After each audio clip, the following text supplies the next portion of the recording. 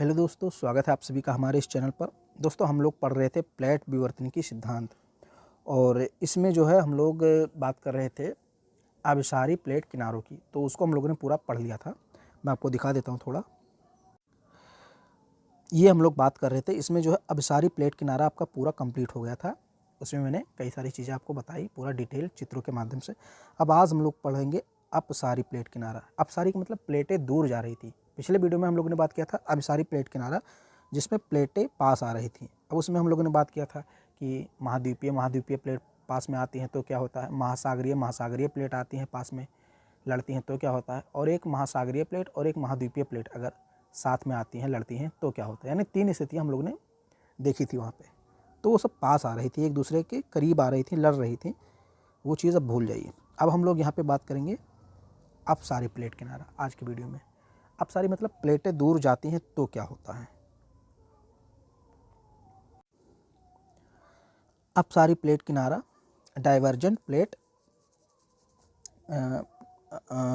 Plate margin इसको आप बोल सकते हैं। तो इसको हम लोग देखते हैं। जब संवहन धाराओं यानी अपसारी संवहन धाराओं के अधीन दो प्लेटें एक दूसरे से विपरीत दिशाओं में गति करती हैं, तब अपसारी प्लेट किनारे की स्थिति निर्मित होती है। संवहन धाराएं क्या होती, मैंने आपको एक वीडियो के माध्यम से बता दिया है। तो संवहन धारा आप देख लीजिए। यानी ये कोई प्लेट है, तो इसमें क्या होता है कि संवहन धारा यानी मैग्मा अंदर से पृथ्वी के भीतर से निकलता है और इन प्लेटों को तोड़ देता है। यानी प्लेट 2 भागों में टूट जाती है और एक प्लेट इधर चली जाती है, एक प्लेट इधर चली जाती है। तो इसी को हम लोग बोलते हैं अपसारी प्लेट किनारा। यानी जब 2 प्लेटें एक दूसरे से विपरीत दिशाओं में गति करती हैं संवहन धाराओं के कारण, तो अपसारी प्लेट किनारों की स्थिति निर्मित होती है। प्लेटों के अपसरण से निर्मित भ्रंश के सहारे, यानी जब प्लेटें दूर जाएंगी तो बीच में खाई निर्मित होगी। अब ये मान लीजिए ये जो प्लेट है, एक प्लेट इधर जा रही है, एक प्लेट इधर जा रही है, तो बीच में गैप हो गया, भ्रंश हो गया। इसी को यहाँ भ्रंश बोला गया। तो इसके सहारे दुर्बलता मंडल में पेरिडोटाइट चट्टानों के आंशिक द्रवण से बेसाल्टिक मैग्मा भूपृष्ठ की नई परतों का निर्माण करता है। सिंपल शब्दों में समझ लीजिए कि 2 प्लेटें दूर जा रही हैं तो अंदर से मैग्मा निकल रहा है और ये मैग्मा ठोस होकर के प्लेट का निर्माण करता है। यानी प्लेटों का निर्माण हो रहा है, प्लेटों की रचना हो रही, इसीलिए हम लोग इसको रचनात्मक प्लेट किनारा कहते हैं। ध्यान दीजिए, बहुत इंपॉर्टेंट यहाँ पे है कि यहाँ पे 2 प्लेटें दूर जा रही हैं तो बीच में लावा निकलकर ठोस हो जा रहा है लावा, तो प्लेटों का निर्माण हो जा रहा है। यानी प्लेटें बढ़ रही हैं, प्लेटें बढ़ रही हैं, रचना हो रहा है प्लेटों का, तो इसे रचनात्मक प्लेट किनारा कहते हैं। याद कीजिए, मैंने आपको जब अभिसारी बताया था तो वहाँ मैंने बताया था कि 2 प्लेटें जब टकराती हैं तो टूटती हैं, तो एक भाग अंदर छिपित हो जाती है और वो पिघल जाती है। वहाँ प्लेटों का विनाश हो रहा था।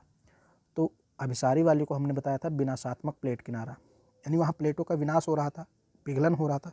यहाँ प्लेटें बन रही हैं तो इसको रचनात्मक प्लेट कहते हैं। आई होप आपको समझ में आ गया होगा। अपसारी प्लेट किनारे की स्थिति 2 हो सकती है, यानी महाद्वीपीय भाग में अपसारी किनारा, महासागरीय भाग में अपसारी प्लेट किनारा। इसकी भी 2 स्थिति बनती है। जैसे वहाँ हम लोगों ने 3 स्थितियों की बात की थी, यहाँ 2 स्थितियाँ बनती हैं। अब इसको देख लेते हैं। यहाँ पे चित्र पहले देखिए, ये देखिए, एक प्लेट इधर है, एक प्लेट इधर है, दोनों विपरीत दिशाओं में जा रही हैं। एक प्लेट इधर जा रही है, एक प्लेट इधर जा रही है। और ये देखिए संवहन धाराएं हैं। संवहन धाराओं का मतलब मैग्मा का ऊपर की ओर जाना।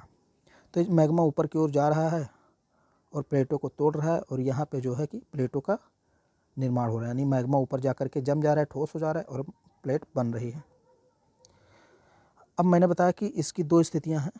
महाद्वीपीय भाग में जब अपसरण होता है तो क्या होता है और महासागरीय भाग में अपसरण होता है तो क्या होता है। सबसे पहले देखते हैं महाद्वीपीय भाग में अपसारी प्लेट किनारा। महाद्वीपीय भाग के नीचे, महाद्वीपीय भाग यानी महाद्वीप का मतलब ग्रेनाइट चट्टानें जो हैं जिस पे हम लोग रहते हैं, इसके नीचे संवहन धारा के अंतर्गत ऊपर उठता हुआ मैग्मा भूपृष्ठ से टकराकर क्षैतिज गति के अधीन तनाव बल आरोपित करता है। इसके अतिरिक्त महाद्वीपीय भाग गुंबदीकरण तथा अंतरप्लेट फिरलन की प्रक्रिया से गुजरते हैं।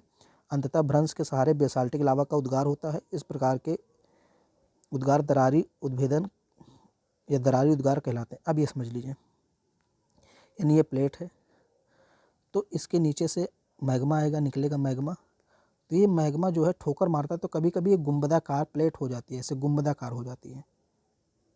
वही चीज़ यहाँ पे लिखा है, गुंबदाकार प्लेट हो जाती है।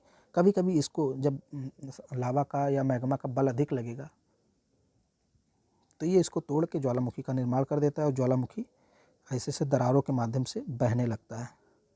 वही चीज़ यहाँ पे बताया है कि गुंबदीकरण हो जाती है महाद्वीपीय भाग, और अंतर प्लेट विरलन, विरलन का मतलब प्लेट टूट जाती है और भ्रंश बनता है। भ्रंशों के सहारे लावा निकलता है और वो लावा जम करके एक प्रकार से ज्वालामुखी पर्वत जैसी संरचना बना लेता है। यह शांत प्रकार का उद्गार होता है। इसमें कम तीव्रता वाले भूकंप आते हैं। बेसाल्टिक लावा पतला होता है, आसयान होता है, अतः दूर तक फैलकर लावा मैदान या लावा पठार का निर्माण करता है। भारत में दक्कन का पठार, यूएसए में कोलंबिया और स्नैक पठार ऐसे ही लावा पठार के उदाहरण हैं। तो आपने समझा कि भाई जब महाद्वीपीय भाग में प्लेटें एक दूसरे से दूर जाती हैं महाद्वीपीय भाग में, तो वहाँ पे पठारों का निर्माण होता है, लावा पठारों का निर्माण होता है। जैसे हमारा जो दक्कन ट्रैप है, दक्कन का जो पठार है दक्षिण भारत में, वो इसी प्रक्रिया से बना है। इस प्लेट के किनारे भ्रंश घाटियों का भी निर्माण होता है। अफ्रीका की महान भ्रंश घाटी अंता महाद्वीपीय भ्रंशन का ही उदाहरण है, जो कि लेबनान से मोजाम्बिक तक विस्तृत है। अब भ्रंश घाटी कैसे बनती है ये देख लीजिए। ये दो प्लेटें हैं, तो दोनों प्लेटें अगर दूर दूर जाएंगी, दोनों प्लेटें अगर दूर दूर जाएंगी तो बीच में खाई उत्पन्न होगा, तो इसे ही भ्रंश बोला गया है। अब मान लीजिए मैग्मा ऊपर तक नहीं जा पाया, मैग्मा ऐसे अंदर तक ही रह गया, मैग्मा यहीं जम गया, ऊपर तक नहीं गया, तो ये क्या हो गया, एक खाई बन गया। एक प्लेट इधर है, एक प्लेट इधर है, बीच में खाई है, तो खाई को ही भ्रंश यहाँ पे बोला गया है। ये आप देख लीजिए, ये वॉल्केनोज है, दोनों तरफ ज्वालामुखी हैं। इन्हें दो प्लेटें विपरीत दिशाओं में जा रही हैं,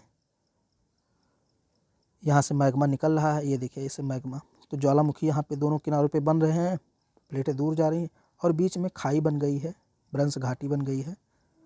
अब इसी में मान लीजिए भ्रंश घाटी में पानी भर गया तो झील भी बन गई। तो वही चीज़ जो मैंने आपको बना के दिखाया वही चीज़ यहाँ पे दिया गया है। अब दूसरा है महासागरीय भाग में अपसारी प्लेट किनारा। अभी तक मैंने बात किया कि भाई महाद्वीपीय क्षेत्र में जब अपसरण होता है तो पठार बनते हैं, भ्रंश घाटी बनती है। अब महासागरीय भाग में अगर प्लेटें दूर जाएंगी तो क्या बनेगा। सागर नित्तल पर अपसारी प्लेट किनारे के अंतर्गत महासागरीय कटक का निर्माण होता है, जिसके सहारे ज्वालामुखी भूकंपीय गतिविधियाँ पाई जाती हैं तथा सागर नित्तल प्रसरण होता है। मध्य अटलांटिक कटक इसका सर्वप्रमुख उदाहरण है, जो पृथ्वी पर सबसे लंबी पर्वत श्रृंखला है, लगभग 16,000 किलोमीटर विस्तृत है। बहुत ही आसान है, समझ लीजिए।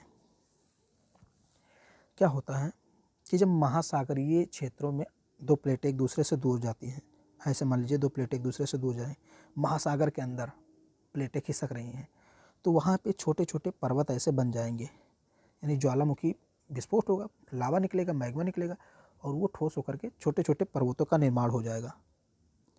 ऐसे ऐसे छोटे छोटे पर्वत निकल आएंगे, तो इसी को कटक बोला जाता है, महाद्वीपीय कटक। यानी महासागरों के अंदर छोटे छोटे पर्वत जो बनते हैं प्लेटों के अपसरण होने से, उन्हें ही महाद्वीपीय कटक कहते हैं। और अटलांटिक महासागर में सबसे बड़ा कटक बना है। ये देखिए, ये भी महासागरीय प्लेट, ये भी महासागरीय प्लेट, और यहाँ लावा निकल रहा है तो दोनों प्लेटें दूर जा रही हैं। एक प्लेट इधर जा रही है, एक प्लेट इधर जा रही है। यहाँ देखिए ये छोटे छोटे पर्वत बन गए हैं क्रम से, ऐसे ऐसे ऐसे ऐसे पर्वत बने। आप देखिए ध्यान से, ये सब महासागर के अंदर हो रहा है, महासागर के अंदर हो रहा है, तो इसलिए इसको महासागरीय कटक बोलते हैं।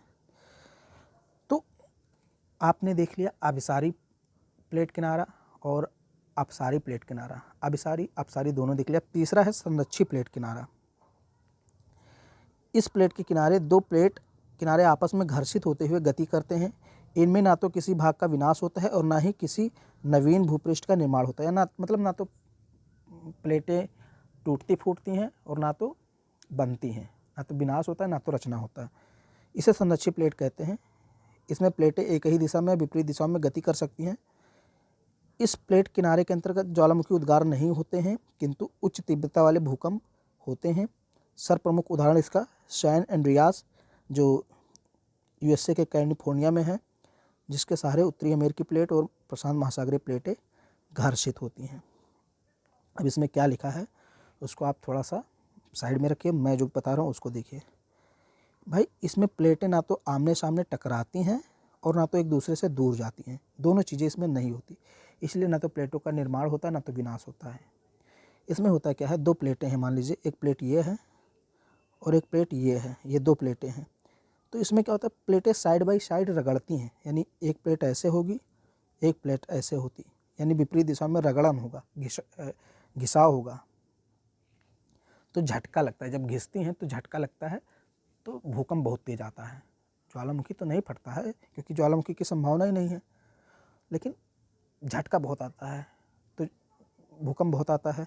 अब मान लीजिए प्लेटें दोनों ऐसे ही ऐसे कर रही हैं, या हो सकता है दोनों प्लेट नीचे ही जा रही हैं, मतलब इनमें ये हो सकता है कि हो सकता है विपरीत दिशाओं में प्लेट एक इधर जाए एक उधर जाए, या हो सकता है दोनों एक ही दिशा में गति करें, ये हो सकता है। तीन स्थितियां बन सकती हैं, एक ही दिशा में गति करें या अलग अलग दिशाओं में। बहुत ही आसान है, संरक्षित प्लेट किनारा इसीलिए इसको बोला गया है। संरक्षित मतलब संरक्षण होता है, यानी प्लेटें ना तो बनती हैं ना बिगड़ती हैं, वैसी की वैसी रह जाती हैं। ये देखिए यहाँ पे दिखाया गया है, ये देखिए एक प्लेट इधर जा रही है एक प्लेट इधर जा रही है, और यहाँ देखिए दोनों प्लेटें एक ही दिशा में, तो झटके लगेंगे आपको, भूकंप आएंगे, लेकिन प्लेटों का निर्माण या विनाश नहीं होता है। तो ये पूरा का पूरा प्लेट विवर्तनिकी सिद्धांत मैंने आपको पढ़ा दिया। वैसे इसकी आलोचना पूछी नहीं जाती, लेकिन अगर कोई पूछ ले प्लेट विवर्तनिकी सिद्धांत की कमियां क्या है, तो कुछ आप थोड़ा सा बता सकते हैं, आलोचना कर सकते हैं। प्लेटों की संख्या के संदर्भ में अनिश्चितता का होना, प्लेटें कितनी संख्या में हैं अभी कुछ कहा नहीं जा सकता। हालांकि मैंने बताया था कि बड़े प्लेटें, जो बड़ी बड़ी प्लेटें हैं वो 7 हैं, लेकिन आपको पता होगा प्लेटें टूटती और बनती रहती हैं, तो प्लेटें अनिश्चित हैं, इनकी सही संख्या ज्ञात नहीं है एक प्रकार से, तो ये इसकी एक कमी है। एक ही प्लेट के विभिन्न भागों की गतियों में अंतर तथा गतियों की दिशाओं में भी कभी कभी भिन्नता होती है। अब ये क्या है, मान लीजिए कोई एक प्लेट ये है, मान लीजिए एक प्लेट ये है, तो होता क्या है, प्लेट का इधर वाला भाग इस साइड में जा रहा है और आधा भाग इस साइड में जा रहा है, यानी अलग अलग एक ही प्लेट में अलग अलग गतियाँ पाई जाती हैं। कोई एक प्लेट इस ओर जा रहा है एक प्लेट इस ओर जा रहा है, तो ये भी एक अनिश्चितता की स्थिति है। प्लेटों की गतियों के लिए मुख्यतः संवहन धाराओं को उत्तरदायी माना जाता है, किंतु संवहन धाराओं की क्रियाविधि को लेकर विद्वानों में गहरे मतभेद हैं। संवहन धाराओं के उत्पत्ति क्षेत्र, संवहन धाराओं की तीव्रता में होने वाले परिवर्तनों को संतोषजनक व्याख्या नहीं की जा सकती। अब ये कहा गया, देखिए अगर आपने संवहन धारा सिद्धांत नहीं पढ़ा है तो पढ़ लीजिए, तभी ये सब आपको समझ में आएगा। पूरा भूकंप ज्वालामुखी सब उसी पर है, डिपेंड करता है। तो संवहन धारा जो है, अंदर से जो मैग्मा निकलता है वो चट्टानों को कैसे तोड़ देता है, इस पर भी अभी कई सारे विद्वान सहमत नहीं। वे कहते हैं कि इतनी ताकत इन धाराओं में कैसे है कि वे बड़े बड़े चट्टानों को तोड़ देते हैं, हिला देते हैं, तो इस पर भी अभी जो है विवाद है। बहुत सारे विद्वान इसको सही नहीं मानते, तो ये भी एक कमी है इस सिद्धांत की। फिर है प्लेट विवर्तनिकी सिद्धांत के अनुसार प्लेटों के विनाश के समतुल्य निर्माण की प्रक्रिया संपन्न होती है, किंतु कई स्थानों पर यह संतुलन प्राप्त नहीं होता। ऐसे स्थान जहां 3 प्लेटें अंतरक्रिया करती हैं उन्हें त्रिसंधि स्थल कहा जाता है। इन स्थलों में होने वाली घटनाओं को अभी तक पूरी तरह समझा नहीं जा सका।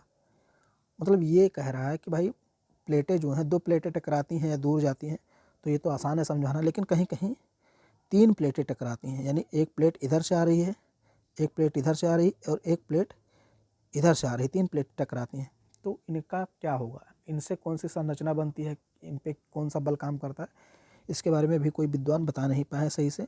तो ये इसकी कमियां हैं। इतनी आलोचना आप लिख सकते हैं। हालांकि इसकी आलोचना नहीं पूछी जाती है, ज़्यादातर आपको जो प्लेटों के बारे में मैंने पढ़ा वो पूछा जाता है और प्लेटों के किनारों के बारे में पूछा जाता है, यानी प्लेटें कितने प्रकार की होती हैं, महाद्वीपीय प्लेट महासागरीय प्लेट क्या है, इनके बारे में पूछा जाता है, नाम पूछा जाता है। फिर अपसारी प्लेट किनारा, अपसारी प्लेट किनारा और संरचित प्लेट किनारा क्या है ये पूछा जाता है।